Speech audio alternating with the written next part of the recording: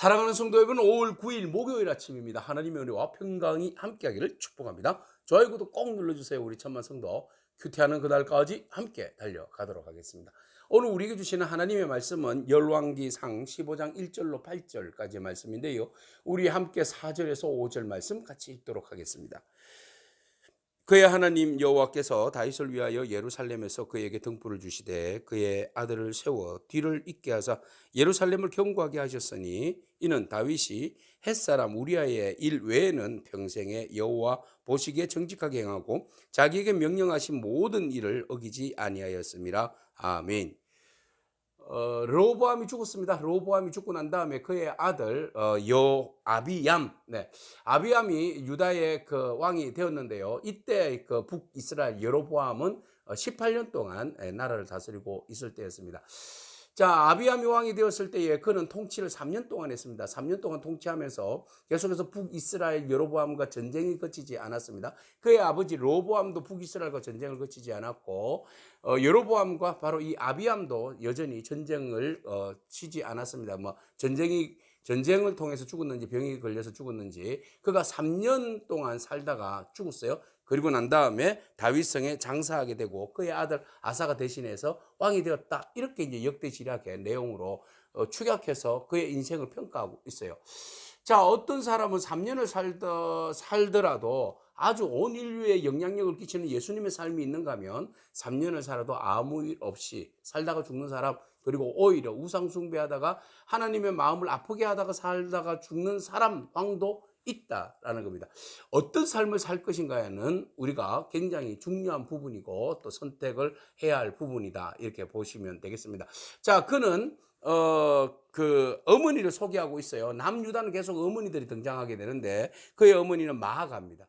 마아가는요, 굉장히 그 르호보암이 첩첩이 78명이었대요. 그 중에서 아들이 28명이었는데 그들 가운데서 마아가가 그의 아들 아비암을 왕으로 세웠다는 것은 또 이게 암투가 굉장했다, 이렇게 보면 되겠습니다. 자, 언제든지 왕자의 자리에 앉힌다는 것은 굉장히 경쟁, 목숨을 거는 어떤 그런 일련의 정치입니다. 그래서 왕을 세웠는데 왜 그 자리에 올라가려고 하는 걸까요? 세상 사람들은 그 안에 부와 명예와 영광과 모든 것들이 다 권력이 있기 때문에 그 자리에 오르려고 하는 거잖아요. 그러나 유다의 왕이 된다는 것은 그것은 권력과 영광이 아니라 하나님의 대리자로서, 신정국가잖아요. 하나님의 대리자로서 백성들을 잘 다스리는 왕, 이 왕이 필요하고 그 왕이 되기 위해서 나가야 되는데 여전히 이들의 왕의 자리에 오르는 그 과정에서 모든 것들을 보면 모두가 다 세속적이고 세상적인 관심에만 집중되어 있다라는 거죠. 자, 그가 왕이 되었는데 그가 왕이 되었을 때에 그의 어머니 마아가가 누군가 하면은 압살롬 있죠. 압살롬의 그 손자, 손녀라고 보면 되겠네요. 그리고 그 다음에 이 그 아비암은 솔로몬의 손자.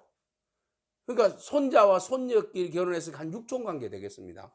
자, 이렇게 해서 이제 친척 간에, 근친 간에 결혼을 하게 된 거예요.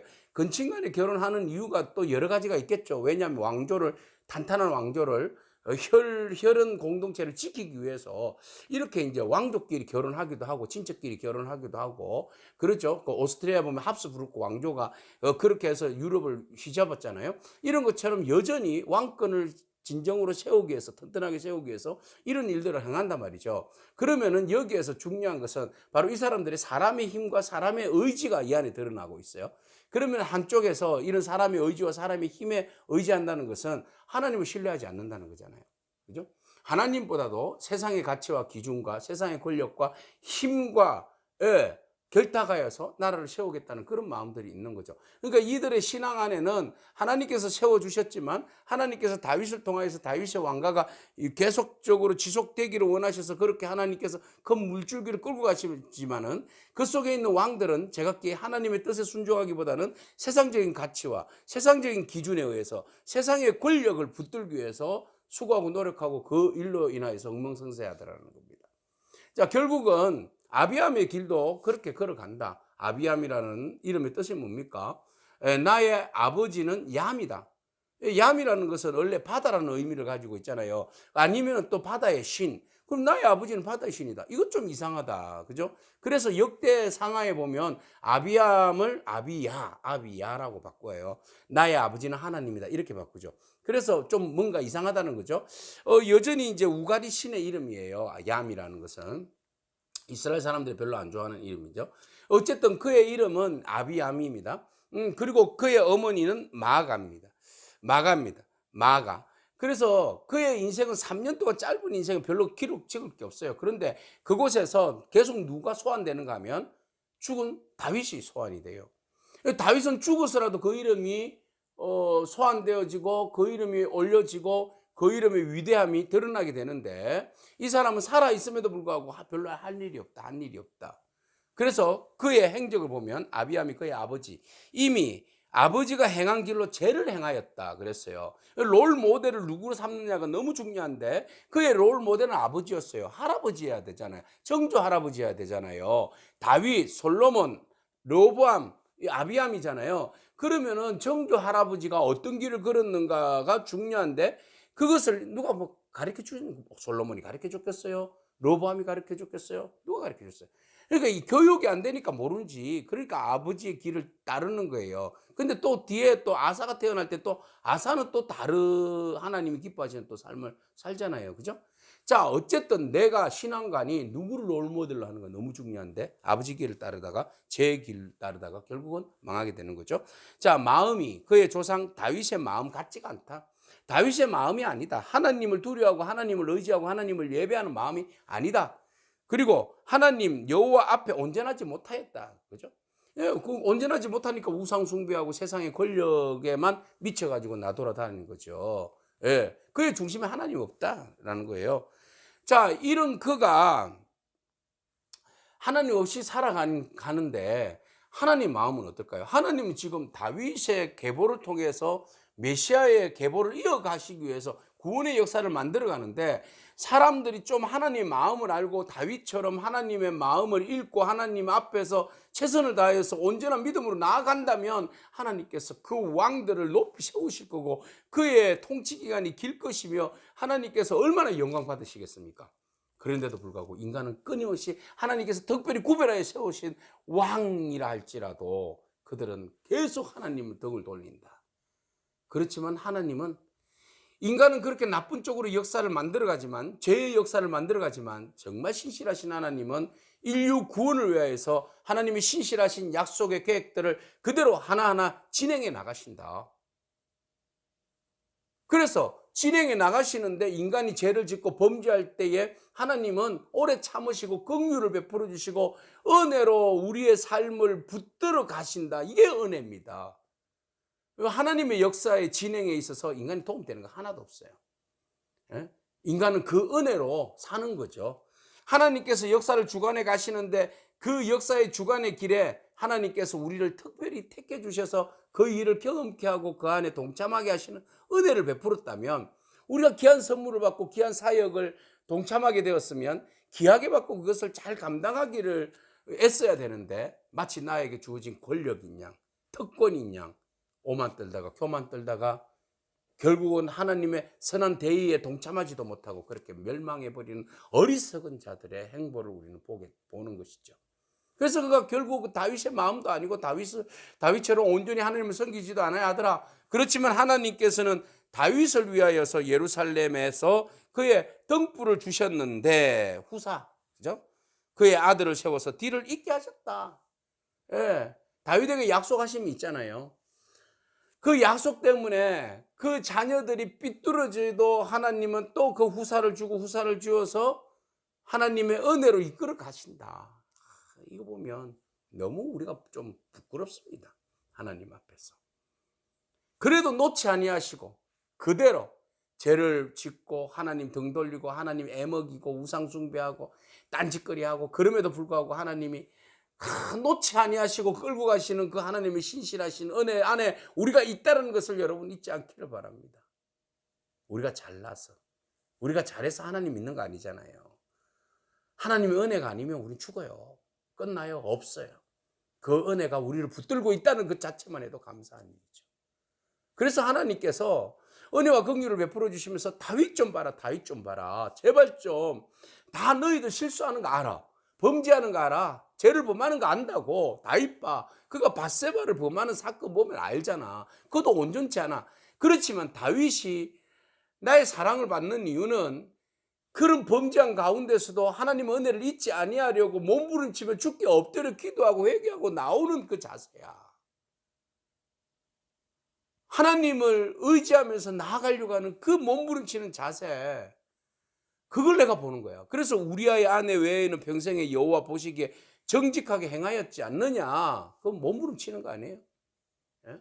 내가 죄인이지만 하나님 죄송합니다. 내가 잠깐 정신이 나가서 성적으로 문란하고 내가 그 육체의 욕망을 이기지 못했어요. 하나님 죄송합니다.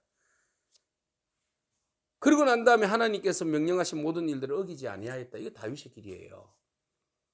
사람 누구나 실수할 수 있습니다. 누구나 범죄할 수 있어요. 다윗 보세요. 그렇지만 그 가운데서 빨리 회개하고 하나님의 그 은혜를 구하며 용서를 구하면서 다시는 그 길을 행하지 않으려고 몸부림치려는 그 마음의 자세가 너무너무 중요한데, 다윗은 그 길을 걸어갔고 다른 자녀들은, 왕들은 애시당초 하나님을 덩지고 자기 멋대로 우상 숭배하고 말이죠. 자기의 유익에 맞는, 주변에 있는 나라와 함께 정략 결혼하고 말이죠. 자기 힘으로, 자기 힘으로 그냥 버텨보려고. 안 됩니다. 우리 힘으로는. 오직 하나님 은혜가 없으면 안 돼요. 그럼에도 불구하고 하나님께서 포기하지 아니하시고 신실하신 하나님께서 끝까지 붙들어 가시는 그 은혜, 오늘 그 은혜로 붙들어 가시는 하나님 은혜가 있다는 것을 기억하고 다윗을 바라보면서 중심에 회개하는 마음이에요. 끝까지 하나님을 떠나지 아니하려고 중심에 회개하는 마음이 있었기 때문에 하나님께서 다윗을 귀하게 여기신 겁니다. 오늘 우리가 누구를 롤 모델로 삼겠습니까? 물론 예수 그리스도십니다. 또 인간적으로는 실수하지만 그래도 하나님을 떠나지 않은 다윗을 바라보고, 또 하나님께서 다윗을 바라보면서 그가 그래도 하나님 은혜 안에 머물려고 살려고 하는 그 애틋한 마음 때문에 하나님께서 그 가족들, 그 자손들, 그 등불을 통하여서 메시아의 그 시대에, 메시아의 그 놀라운 은혜의 역사를 그나마 이어가시는 것이 주의 은혜다. 오늘 그 은혜를 붙들고 우리 그 은혜 안에 있음을 알고, 여러분 하나님 기뻐하시는 삶, 하나님께 붙들린 삶, 하나님께 항복하는 삶, 하나님께 이끌림 받는 삶을 살아가는 그렇죠. 여러분이기를 축복합니다. 아멘. 기도하겠습니다. 주님 감사합니다. 하나님께서 이스라엘 백성들을 사랑하시고 끝까지 포기하지 아니하시고 하나님께서 붙들어 주신 은혜를 바라봅니다. 하나님, 우리가 너무 악하여서 범죄한 가운데 하나님을 늘 언제나 마음 아프게 하고 등을 돌리고 살아가지만, 그래도 인내하시고 신실하신 하나님께서 참으시고 기다리시고 또 우리를 통하여서 선한 길을 이어가시는 그 놀라운 은혜 안에 있음을 우리를 하여금 알게 하시니 감사합니다. 하나님, 더욱더 하나님 은혜를 알면 알수록 겸손하게 하시고 그 사랑 안에 우리가 있다는 것을 기억하게 하시고, 오직 우리가 주의 말씀을 붙들고 살아가는 저희들 될 수 있도록 주님 인도하여 주시옵소서. 하나님, 우리는 연약합니다. 자꾸 무너집니다. 하나님, 우리는 교만합니다. 우리 욕심이 많습니다. 그러나 하나님, 그런 저희들을 불쌍히 여겨주셔서 핑계대지 아니하고 합리화시키지 아니하고 오직 주의 은혜 안에서 바로 서려고 몸부림치는 은혜가 넘치도록 성령을 부어주시옵소서. 예수님에게 하신 이름으로 기도합니다. 아멘. 오늘도 믿음으로 승리하길 축복합니다. 아멘.